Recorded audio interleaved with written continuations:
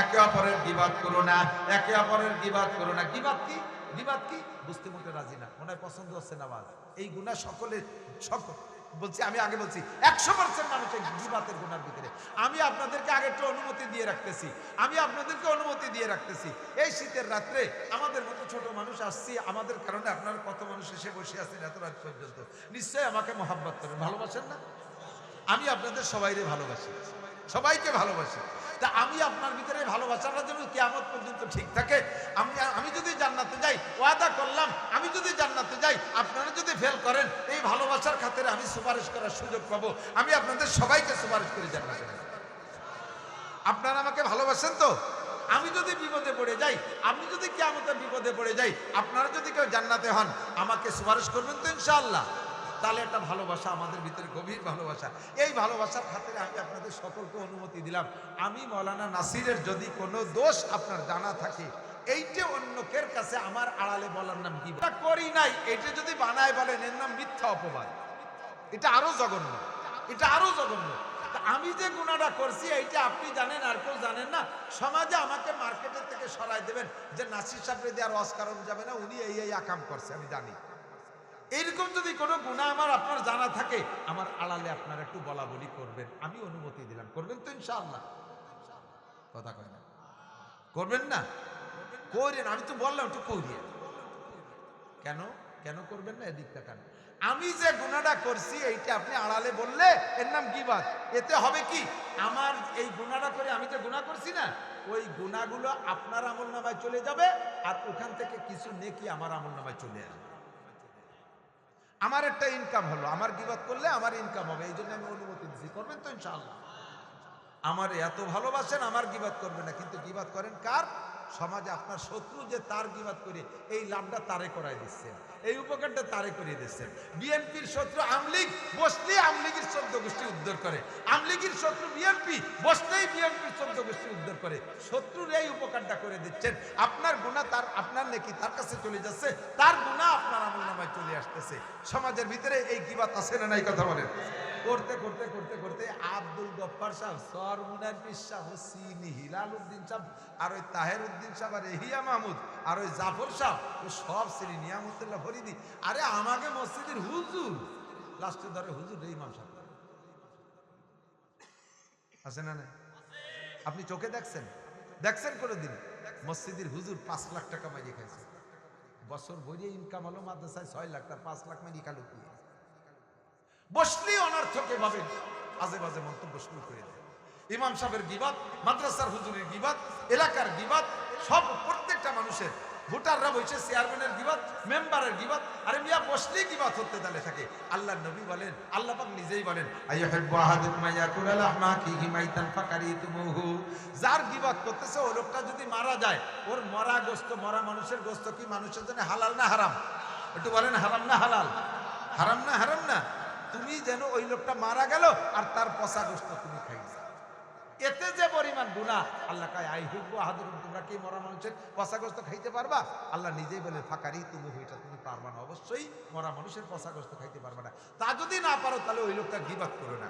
মসজিদে নববীতে বৈশা 2 সাহাবা রমজান মাসে রোজা রাইখা তোমরা বসে, 3 জন বসে এই আলোচনা করতেছে। আলোচনার ভিতরে একজনের গীবাত হয়ে যাচ্ছে।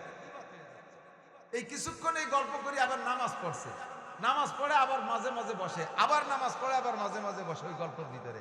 এরপরে হুজুর এই খবরটা 3 জনে ডাকছে, তাআলাও এদিকে আসো। ডেকে বলছে যে এই গল্পের পরে যে নামাজ পড়ছো না, অজু বানাই আসিয়ে আবার সেই নামাজ পড়ো, কারণ অজু ছুটি গেছে। আর রমজান চলে যাওয়ার পরে আজকের রোজাটা আবার রেখে দিবা। কেন? তোমরা 3 জনে মরা মানসির পচা গোশত খাইছো। না হুজুর খাবো কই, যে মসজিদে বসে তো কথাবার্তা কইছো। যেই লোক তোমরা গীবাত করছো না অমুকের, যেই লোকটার গীবাত করছো ওই লোকটার গোশত যদি দিনের বেলা খাও রোজা থাকে, তা কি রোজা আছে? না, রোজা ছুটিয়ে গেছে, সেই লোকটার গোশত খাইছো। আমরা তো বিশ্বাস করো না। আনো খিলাল, আনো খিলাল। প্লেটারটা সামনে দিয়ে হুজুর বলেন দাঁত খিলাল করো। দাঁত খিলাল করছে, দাঁতের ফাঁকের থেকে পচা পচা গোশত বেরোছে। ওই লোকটার পচা গোশত খাইছে। প্র্যাকটিক্যালের যুগ নবীর সামনে পরিষ্কার সহিয়া দিস, এক ফোঁটা সুন্দর কোনো অবকাশ নেই। আর মানুষের মরা মানুষের মানে হারাম খাওয়া, হারাম খাইলে অজু ছুটে যায়, হারাম খাইলে অজু ছুটে যায়। মানুষের গোস্ত মানুষের জন্য খাওয়া হারাম, হারাম খাইছে বিদা অজু ছুটে গেছে। এই ছোটা অজুর পরে যে নামাজ পড়ছে ওই নামাজ ওই নেই, অজু বানাইছে আবার। বড় দুই সাহাবা দুইজন, বলছি মাঝে মাঝে বলে থাকি, আবারও পুনরাবৃত্তি করি, স্মরণ করাই দিই, আমরা কিচ্ছু মনে করি না। সামান্য এতটুক কথা গীবত। বড় দুই জলিলুল কদর সাহাবা, হযরত আবু বকর আর উমর রাদিয়াল্লাহু তাআলা আনহুমা, রাসূলের দুই শ্বশুর, শ্রেষ্ঠ দুই বন্ধু, ঠিক না? এই দুইজনের ভিতরে বন্ধুত্ব তারও গাঢ় করার জন্য দুইজনে প্ল্যান করছে, আমরা যৌথ একটা ব্যবসা করব। একটা মালের ভিতরে দুইজনের অর্থের সম্পর্ক থাকবে। প্ল্যান করছে যে দুইজনের সমান সমান টাকা দিয়ে একটা গোলাম কিনবে। এই গোলাম কেনার প্ল্যানটা কইরা হযরত আবু বকর হুজুরের কাছে অনুমতি আনতে গেছে। হুজুর, আমি আর আবু ওমর দুইজনে টাকা দিয়ে একটা গোলাম কিনতে চাই, আপনার কি মত? আমাদের সম্পর্কটা অর্থের ভিতরে থাকলে আরো গাঢ় থাকবে। হুজুর বললেন, আবু বকর আপনি নরম মানুষ, ওমর হলো মিজাজি মানুষ, এই গোলামের শেষে খেদমত নিয়ে দুইজনের মধ্যে ঝামেলা হবে না, পিরিত জমতি যায় আরো, আটটি যায় আরো, খুশি না, কাজে ওর মধ্যে যাই না। হযরত আবু বকর কয়, হুজুর ও গোলাম রে দিয়ে আমি জীবনেও কাজ করাবো না, খাবে আমার বাড়ি আর কাজ করবে ওমরের বাড়ি, কেন? হুজুর কয়, যদি ইয়া করেন তাহলে ঝামেলা নাই। চলে গেছে অনুমতি নিয়ে। এরপরে ওমর আসছে, ওমর রাদিয়াল্লাহু তাআলা এসে বলতে, হুজুর আমি আর আবু বকর ভাই দুইজনে একটা যৌথ গোলাম কিনতে চাই। হুজুর কে, ওমর ওর মধ্যে যাইয়েন না, আপনি মিজাজি মানুষ আর আবু বকর নরম মানুষ, শেষ ওই খেদমত নিয়ে একটা জ্ঞান জামাবো, ওই শালি আবার আমার করা লাগবে। ওমর কয়, হুজুর ওই ব্যাপারে চিন্তা করা লাগবে না, গোলাম খাবে আমার বাড়ি, কাজ করবে আবু বকর, কোনো দিনে আমার বাড়ি একটা খেয়াল টুটো সরানো লাগবে না। মানে গোলামের দায়িত্ব কি, এ বাড়িতেও খাবে, ও বাড়িতেও কাজ, ও বাড়ি যে করবে ও বাড়ি আলার কাজ করাবে না। তো দুইজনে অনুমতি নিয়ে কিনছে গোলাম। গোলাম কেনার পরে গোলাম নিয়ে গেছে, প্রথমে আবু বকর আগে থাকে, উনি নিয়ে গেছে। কায়দা মতো খাওয়ায়, তাড়াতাড়ি যা, হাতি এত সময় লাগবে, কাজ করবি কোন সময়, আমার বাড়ি যে কাজ করে। সে বাড়ি যে দস্তারখান করা খানা, কয় যে এত দেরি হবি, যদি আসতি খাবি কন্যার, আবু বকর বাড়ি যে কাজ করবি কর। ও কয় যে আমার খাতি খাতি দেরি হয়ে গেছে, খার কোনো কায়দা নেই, এ পাশে হাত দিলে হাতে খেজুর বাঁধে। কয় তাড়াতাড়ি খা। খাইতে খাইতে দুপুর বানাইছে, একটু বড় পেটে খাওয়া যায়নি, একটু একটু টুয়াই খাইতে খাইতে দুপুর হয়ে গেছে। কয় তুই তাড়াতাড়ি যা, যে কাজ কর, দুপুর হয়ে গেছে, ও বাড়ি যে দুপুরে খানা রেডি। তাড়াতাড়ি খা, খাইয়ে যা, আমার বাড়ি কাজ করতো। হুজুর এই এতক্ষণ কাজই আমার খাওয়া, খাইছি। খা তাড়াতাড়ি, খাইয়ে দে, ফিরে আসর হয়ে গেছে, ও বাড়ি যে দুপুরে খানা, তুই আনতে দুপুরে খানা খাই, রাত্রি কি খাবি, কাজ করবি কর না। এ বাড়িতে খাতি খাতি ও বাড়ি রক্ত হয়, ও বাড়িতে খাতি খাতি ও বাড়ি রক্ত হয়। অল্প দিনে এই বেড়েও মোটা হয়ে গেছে খাইয়ে, কাজ তো নেই, খালি খায়। গোলামে যে হুজুরের কাছে কইতেছে, হুজুর মুরব্বীকে কন আমারে বেশি ফেলা, আমি তো খাতি খাতি ফেঁচি যাবানি, টিকতে পারতেছি।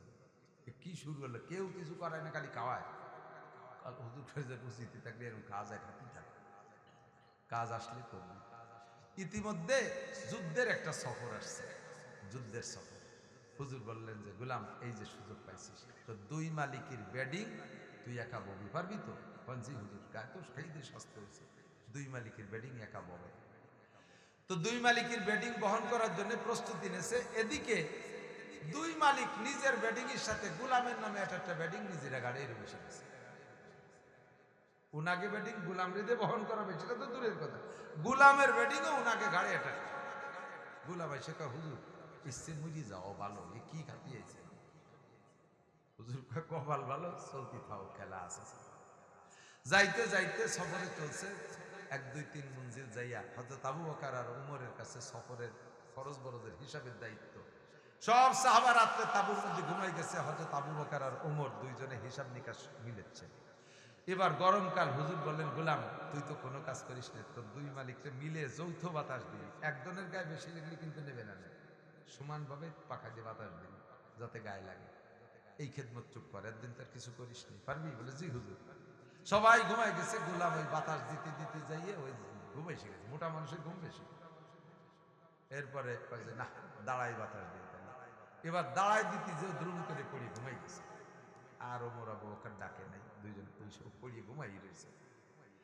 এরপরে ওই দুইজনের কাজবাজ শেষ করে গভীর রাত্রে দুইজনে তাহাজ্জুদের নামাজ পড়িয়া জিকির ফিকির শেষ করিয়া এরপরে পার্সোনাল খেজুর ব্যাগে ছিল, তাই নিজস্ব খেজুর, যৌথ খেজুর না, এই একটু খাইতেছে আর খাওয়ার ফাঁকে ফাঁকে খোশ গল্প থাকলে করতেছে। ওমর রাদিয়াল্লাহু তাআলা আনহু বলছে, ভাই আবু বকর, আমাদের গোলামটা একটু অলস, একটু ঢিলে, তাই না? কোন কোনো কাম নাই কাজ নেই, এখানে উঠে শেষটা তুই তাহাজ্জুদ পড়লি বলে আইছিল একটু বাতাস দিতি, তা তো ভয়লা রাত্রি কি বলছে, একটু তাহাজ্জুদ পড়লি তো লাভ হয়। এইটুক কইছে ওমর, আবু বকর হানা কিচ্ছু বলে নাই, এইটুকু কাম সারা।